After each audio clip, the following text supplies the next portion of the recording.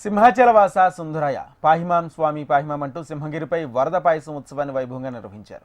సింహగిరిపై పాయసం వరదలా పొంగిపోర్లింది. ఆ మహా నివేదనతో సింహగిరి పులకరించింది. ప్రతి ఏటా సింహాచలంలో అర్ధకార్తె ప్రవేశించగానే సింహగిరికి పాయసం నివేదన చేశారు. ప్రజలు సుభిక్షంగా ఉండాలని, వర్షాలు సమృద్ధిగా కురవాలని వరద పాయసం నివేదన చేశారు.